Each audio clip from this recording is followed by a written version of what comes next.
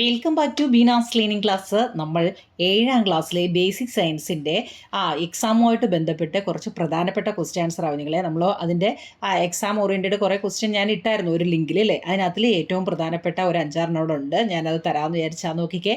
ഒന്നാമത്തെ, selection of good seed, fertile soil, pest control measures etcetera are necessary to get good yield. അതായത് മികച്ച വിളവ് ലഭിക്കുവാൻ ആവശ്യമായ കാര്യങ്ങളാണ് നല്ല വിത്ത് കിട്ടുക, അല്ലെ വളക്കൂറുള്ള മണ്ണ്, കീടനിയന്ത്രണം മുതലായവ. ചോദ്യം നോക്കുകയെ, write any 2 point to be considered while selecting seed for cultivation.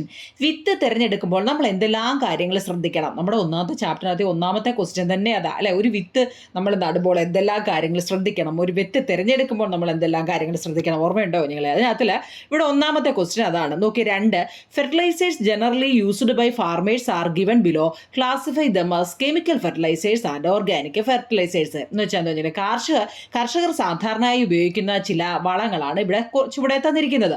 ഇവയെ ജൈവവളങ്ങൾ, രാസവളങ്ങൾ എന്നിങ്ങനെ എങ്ങനെ തരംതിരിക്കാം? ഇംഗ്ലീഷിലും മലയാളത്തിലും കുറേ ഫെർട്ടിലൈസർ അല്ലെങ്കിൽ വളങ്ങളുടെ പേര് തന്നിട്ടുണ്ട്. നമ്മൾ അതിനെ എന്ത് ചെയ്യണം കുഞ്ഞുങ്ങളെ? അതിൻ്റെ രാസവളവും അതുപോലെ തന്നെ ജൈവവളവും തങ്ങളിൽ വേർതിരിച്ചെഴുതണമെന്നാണ് പറയുന്നത്. ഓക്കെ, നോക്കിയേ, cow dung, urea, compost, bone meal, chicken manure, Factamfos, NPK mixture, അതായത് ചാണകം, യൂറിയ, കമ്പോസ്റ്റ്, എല്ലുപൊടി, കോഴിക്കാഷ്ട, NPK വളം, ഫാക്ടം ഫോക്സ് എന്നീ വളങ്ങൾ കുറേ തന്നിട്ടുണ്ട്. അത് നമ്മൾ എന്ത് ചെയ്യണമെന്നറിയോ? എന്താ ചെയ്യേണ്ടത്? രാസവളങ്ങളും ജൈവവളങ്ങളും തങ്ങളിൽ വേർതിരിച്ചെഴുതാനാണ് പറഞ്ഞേക്കുന്നത്. അപ്പോൾ നമുക്ക് ഇതിൻ്റെ എല്ലാം ആൻസർ നോക്കാം. ഒന്നാമത്തെ നോക്കിയേ, write any 2 point to be considered while selecting seed for cultivation. വിത്ത് തിരഞ്ഞെടുക്കുമ്പോൾ നമ്മൾ എന്തെല്ലാം കാര്യങ്ങളാണ് ശ്രദ്ധിക്കേണ്ടത്? എന്താവും നിങ്ങളെ?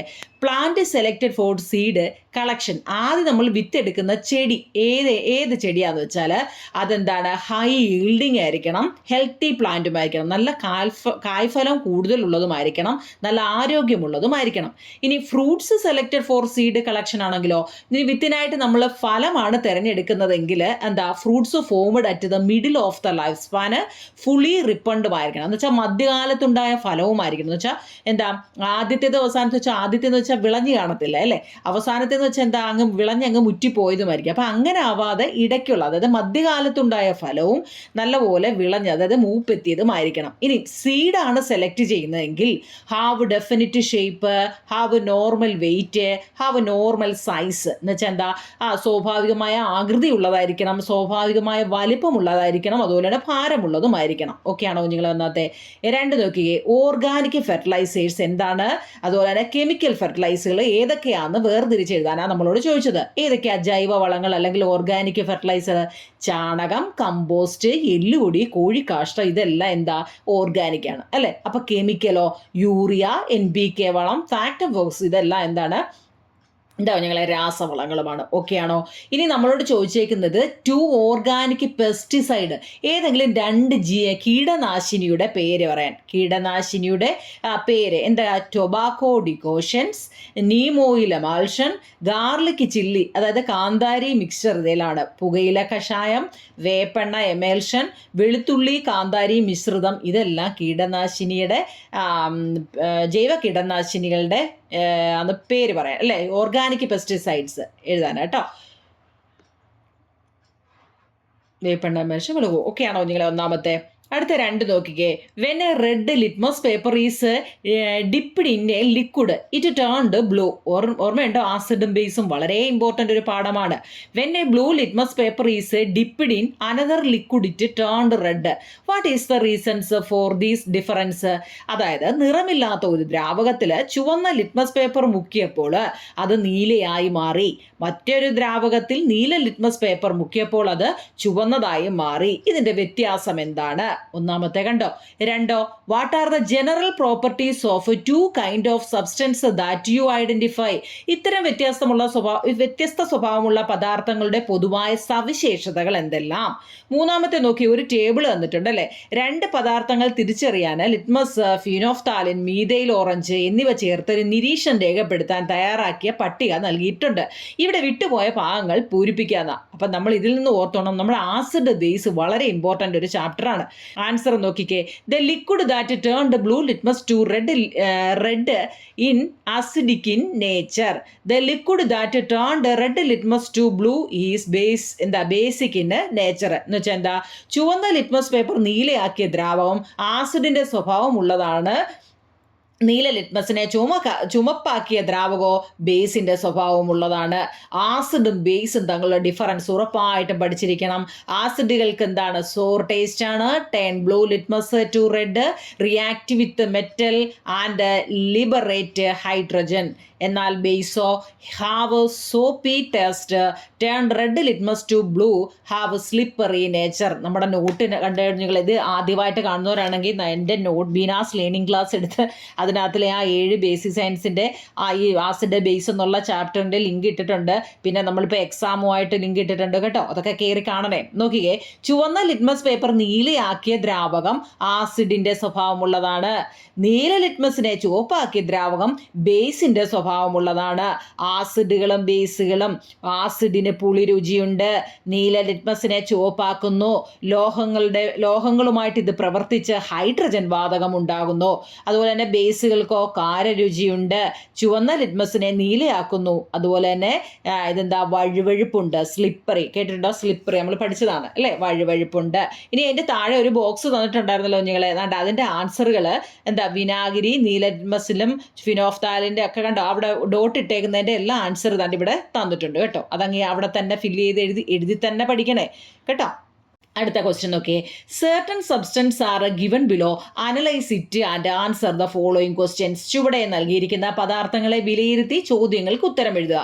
Coconut oil, vinegar, sodium hydroxide, sodium silicate, stone power, hydrochloric acid, വെളിച്ചെണ്ണ, വിനാഗിരി, sodium hydroxide, aluminium hydroxide, sodium silicate, അതുപോലെ തന്നെ സ്റ്റോൺ പൗഡർ, ഹൈഡ്രോക്ലോറിക് ആസിഡ്, ഇതെല്ലാം തന്നിട്ടുണ്ട്.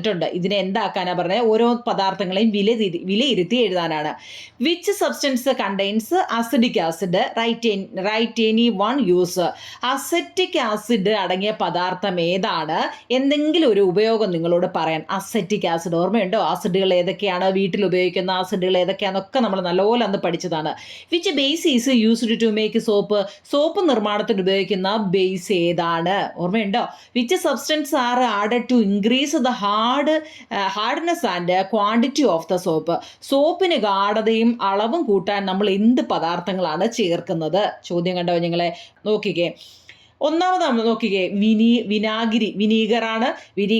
വിനാഗിരി അല്ലേ, വിനാഗിരി എന്തിനാണ് ഉപയോഗിക്കുന്നത്? അച്ചാറുകളിൽ പ്രിസർവേറ്റീവായി, ഭക്ഷണ പദാർത്ഥങ്ങൾക്ക് പുളിരുചി ഉണ്ടാക്കാൻ.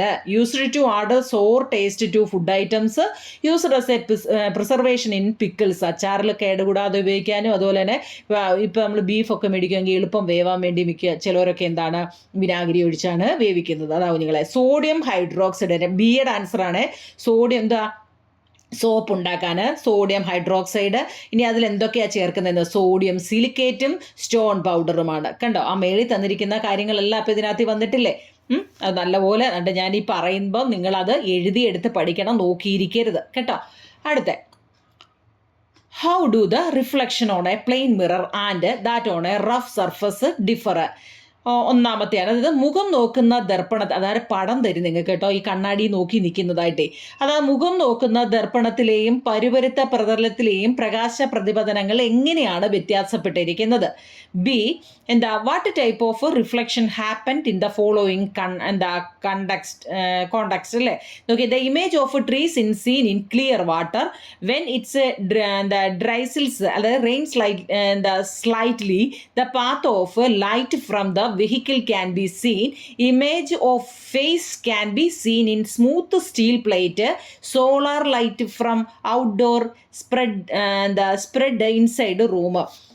എന്ന് വെച്ചാൽ എന്താ നിങ്ങളെ, ഇവിടെ ചുവടെ നൽകിയിരുന്ന കുറേ പ്രതിപതനത്തിൽ സംഭവിക്കുന്നത് ചുവടെ തന്നിട്ടുണ്ട്. എന്താ, തെളിഞ്ഞ ജലാശയത്തിൽ വൃക്ഷങ്ങളുടെ പ്രതിച്ഛായ, നമ്മൾ ഈ വെള്ളത്തിനകത്തിൽ കൂടെ മരങ്ങൾ നിൽക്കുന്ന കാണത്തില്ലേ, അത്.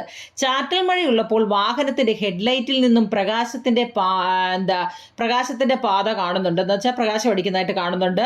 മിനുസമായ സ്റ്റീൽ പാത്രത്തിൽ മുഖം നമുക്ക് കാണുന്നു. പുറത്തുനിന്നുള്ള സൂര്യപ്രകാശം റൂമിൽ വ്യാപിക്കുന്നു അല്ലേ? അപ്പം എന്താ, ആ 3 അറിയണം. അടുത്ത സി നോക്കിക്കേ, state the laws of reflection. ഇത് ഇത്രയും ചോദ്യമാണ് കേട്ടോ. ഇത് നമ്മുടെ സി ചോദ്യമാണ്. ഇനി അതിൻ്റെ ഉത്തരം നോക്കൂ നിങ്ങളെ. ആൻസർ എന്താ? മുഖം നോക്കുന്ന ദർപ്പണത്തിലെ പ്രതിപതനം ക്രമപ്രതിപതനമാണ്. മുഖം നോക്കും, നമ്മുടെ കണ്ണാടിയില്ലേ, നമ്മൾ മുഖം നോക്കത്തില്ലേ, അതേതാണ്? ക്രമപ്രതിപതനമാണ്. എന്നാൽ പരുപരുത്ത പ്രതലത്തിലെ പ്രതിപതനോ ക്രമരഹിത, അതല്ല വിസരിത പ്രതിപതനമാണ്. അത് ചോദിക്കും പരീക്ഷയ്ക്ക് കേട്ടോ. ക്രമപ്രതിപതനവും വിസരിത പ്രതിപതനവും ഒക്കെ തമ്മിലുള്ള ഡിഫറൻസ് എന്തുവാന്ന് അത് ഞാൻ നോട്ടിനകത്ത് എഴുതിയിട്ടുണ്ട് കേട്ടോ. അടുത്തത് റെഗുലർ റിഫ്ലക്ഷൻ എന്താണ്, ഡിഫ്യൂസ്ഡ് റിഫ്ലക്ഷന് അതൊക്കെ എന്താണെന്ന് ഞാൻ അതിൽ എഴുതിയിട്ടുണ്ട് കുഞ്ഞുങ്ങളെ, നിങ്ങൾ നോക്കിക്കോണേ. The angle of incident and the angle of reflections are equal. മുമ്പ് പറഞ്ഞതിൻ്റെ ആൻസർ ആണ് ഇത്. പതനകോണും പ്രതിപതനകോണും എപ്പോഴും തുല്യമായിരിക്കും. The incident ray, the reflected ray and the normal at the point of the incidence are on the same plane. പതനരശ്മിയും പ്രതിപതനരശ്മിയും പതനബിന്ദുവിലേക്കുള്ള ലംബവും ഒക്കെ എപ്പോഴും ഒരേ തലത്തിലാണ്. ഇത് എന്താ പറയുന്നതോ കേൾക്കുന്നതോ മനസ്സിലാവാത്തവർക്ക് ആ ലിങ്ക് എടുത്ത്, കാരണം എല്ലാം നോട്ടും അതിനകത്തിലുണ്ട് കേട്ടോ. അപ്പോൾ അത് കാണുമ്പോൾ നിങ്ങൾക്ക് മനസ്സിലാവുമായിരിക്കും കുഞ്ഞുങ്ങളെ. അപ്പോൾ ഇത്രയും ക്വസ്റ്റ്യനും കൂടെ നിങ്ങൾ അതിനകത്തിൽ ആഡ് ചെയ്ത് പഠിക്കണം കേട്ടോ. പ്രധാനപ്പെട്ടത് നോക്കി മാത്രമാണ് ഞാൻ നിങ്ങൾക്ക്, കാരണം എൻ്റെ ലിങ്ക് നോക്കി പഠിക്കുന്ന കുറേ പേരുണ്ടെന്ന് പറഞ്ഞ്, അപ്പോൾ അവർക്ക് വേണ്ടിയാണ് ഞാനിപ്പോൾ ഇത്രയും ക്വസ്റ്റ്യനും കൂടെ അതിനകത്തിൽ ആഡ് ചെയ്തിരിക്കുന്നത്. പഠിക്കണേ കുഞ്ഞുങ്ങൾ കേട്ടോ. പഠിച്ച് എല്ലാത്തിനും ഫുൾ A+ കിട്ടുന്നവരാ കമൻറ്റ് ബോക്സിലും കൂടെ ഒന്ന് പറയണേ കേട്ടോ. ഓക്കെ, ഞാനാണെങ്കിൽ ഇന്നലെ പരീക്ഷ കഴിഞ്ഞ കുട്ടികളുടെ ക്വസ്റ്റ്യൻ നോക്കിയപ്പോൾ ആ പറഞ്ഞു തന്ന ക്വസ്റ്റ്യനുകളെല്ലാമായിരുന്നു വന്നിരുന്നത് കേട്ടോ. അത് കണ്ടപ്പോൾ തന്നെ ഒരു സന്തോഷം കേട്ടോ. അതുപോലെ നിങ്ങൾക്ക് നല്ല മാർക്ക് മേടിക്കണേ, എല്ലാം നല്ലതുപോലെ എഴുതണം കേട്ടോ. എല്ലാ ക്വസ്റ്റ്യൻ്റെയും ആൻസർ അറ്റൻഡ് ചെയ്യുകയും വേണം കേട്ടോ. ഓക്കെ, സബ്സ്ക്രൈബ് ചെയ്തില്ലേ ഒന്ന് ചെയ്യണേ നിങ്ങളെ. അതുപോലെ ലൈക്കും ഷെയറും കമൻറ്റും ഒക്കെ ചെയ്യണം കേട്ടോ. Okay, thank you.